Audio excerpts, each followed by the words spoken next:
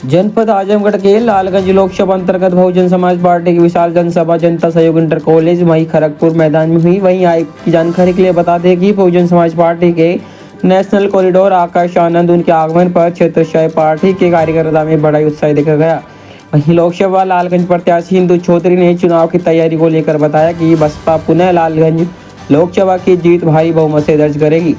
मंच की शुरुआत लालगंज लोकसभा प्रत्याशी इंदु चौधरी ने की। उन्होंने शिक्षा रोजगार पर जोर देते हुए विपक्ष पार्टियों पर जनता को गुमराह करने का आरोप लगाया। उन्होंने बताया कि बहुजन समाज पार्टी की मुखिया ने प्रत्याशी के रूप में भी हमें आपके बीच सेवा भाव से भेजा है। जनता को संबोधित करते हुए समस्त जनता से यही अपील करूंगी।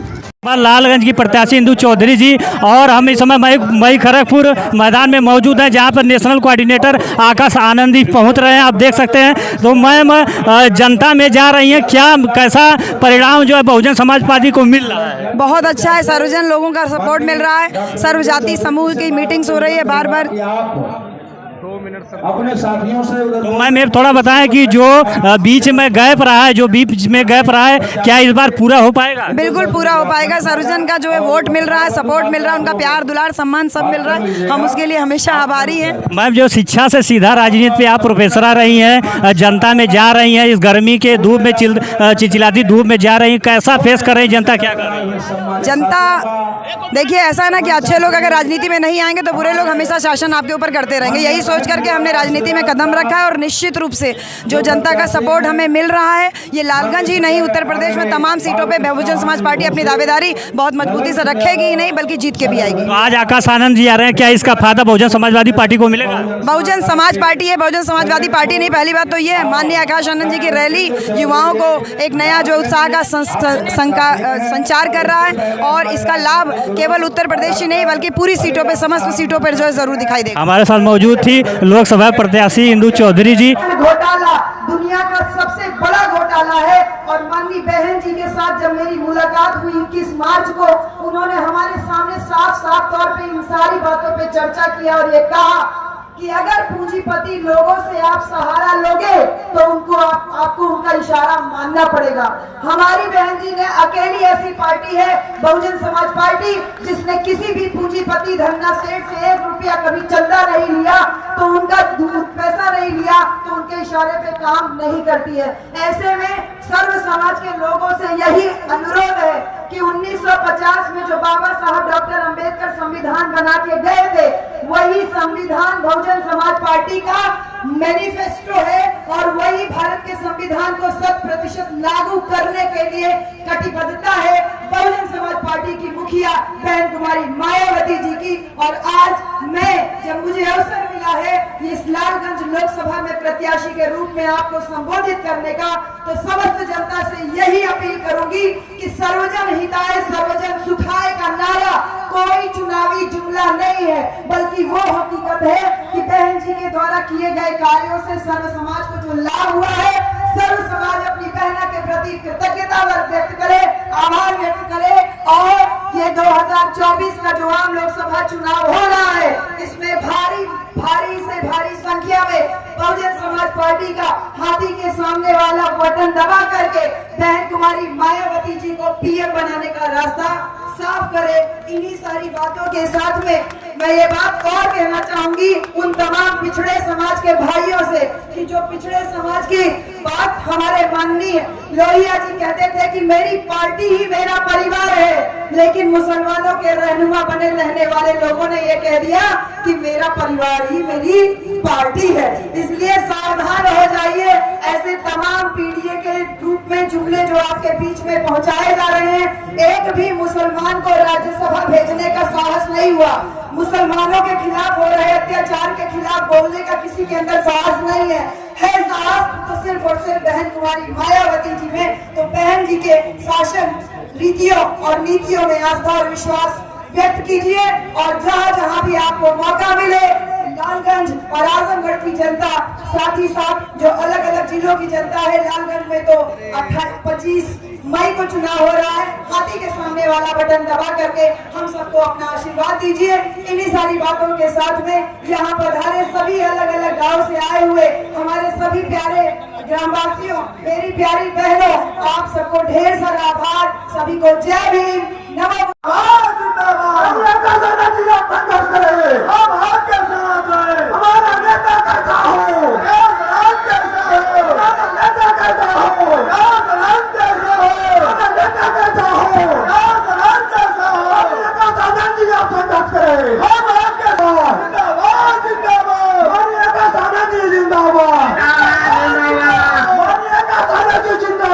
जिंदाबाद जिंदाबाद। हमारा नेता कहता हो, हमारा नेता कहता हो, आकाश आनंद जैसा हो। किसान हमारे कोऑर्डिनेटर जिला अध्यक्षगण आदरणीय हमारे प्रत्याशीगण,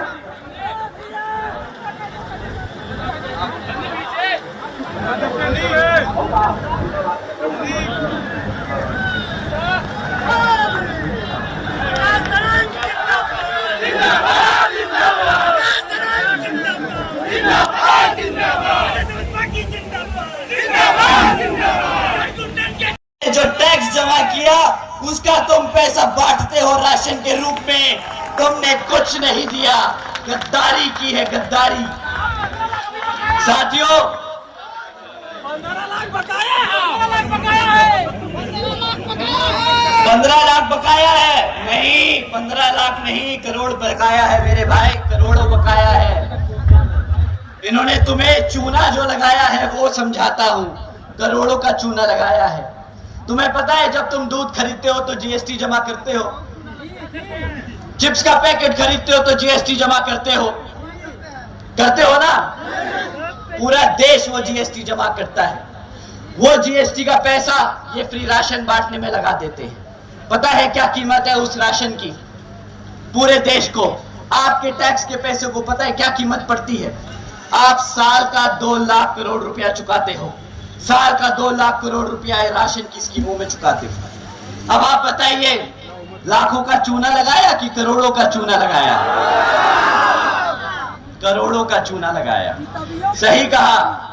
कहते हैं कि हमने मुफ्त में 80 करोड़ जनता को मुफ्त में राशन दिया। राशन की कीमत क्या देती है जनता? आप बताइए साथियों, कितने का राशन आपको मिलता है? 1000 रुपया।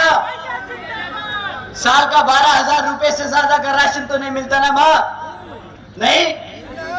आपके बच्चे को अगर क्लास 4 की नौकरी देते ना ये लोग, तो 20,000 रुपया महीना कमाता वो। साल का 12,000 का राशन देके साल का 2.5 लाख का चूना लगाते हैं ये लोग, साल का 2.5 लाख का चूना लगाते हैं। मुफ्त में राशन दे दिया।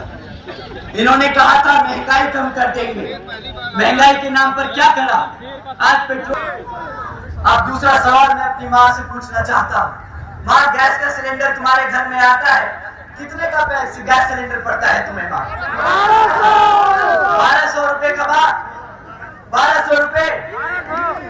क्या बोलते हैं मोदी जी कि मैं अपनी माताओं बहनों का खास ध्यान रखता हूँ, उन्हें मैं गैस सिलेंडर मुफ्त में दूंगा, सब्सिडी में दूंगा। हमारी माँ की तरफ से मैं आज एक सवाल पूछ लूं, आप इजाजत दो तो एक सवाल पूछ लूं? मोदी जी मत भूलिएगा। साथियों कुछ दिन पहले बीजेपी के नेता ने हमसे बोला कि आप के राज्य की भाजपा सरकार को बुलडोजर की सरकार बोलकर बदनाम कर रहे हो। आप बीजेपी की सरकार को बुलडोजर की सरकार बोलकर बदनाम कर रहे हैं। मैंने कहा ठीक है, नहीं बोलते बुलडोजर की सरकार, क्या बोले आप ही बता दो। तो उन्होंने कहा कि यूपी में फैक्ट्रियां लग रही है, उद्योग आसमान छू रहा है, यहाँ पर उत्पादन आसमान छू रहा है। उन्होंने कहा कि तुम अपनी आंखें खोल के देखो तो पता चलेगा कि यूपी में कितना काम हुआ। तो साथियों मैंने वही किया, मैंने आंखें खोल के देखी और बोला कि शायद बुलडोजर की सरकार नहीं है यहाँ पर, और जब आंखें खोली तो पता चला कि पिछले एक साल में, सिर्फ पिछले एक साल में 65,000 से ज्यादा हमारी बहन बेटियों पर अत्याचारों के केस दर्ज किए गए। अच्छा था बुलडोजर की सरकार, अब ये माताओं बहनों को सुरक्षा नहीं दे पा रहे, ये भी अब बोलना पड़ेगा। इन्होंने पिछले एक साल में 400 किसानों भाइयों की हत्या की है साथियों। 400 किसान भाइयों ने आत्महत्या करी इनकी गलत नीतियों की वजह से। ये भी आंखें खोली तो पता चला। उसके बाद और पढ़ाई लिखाई करी और लोगों से बात करी तो पता चला यूपी में 40% 5 साल से कम उम्र के बच्चे कुपोषण के शिकार हैं। बुलडोजर की सरकार अच्छी थी, ये तो हमारे बच्चों को ही भूखा मार रहे हैं।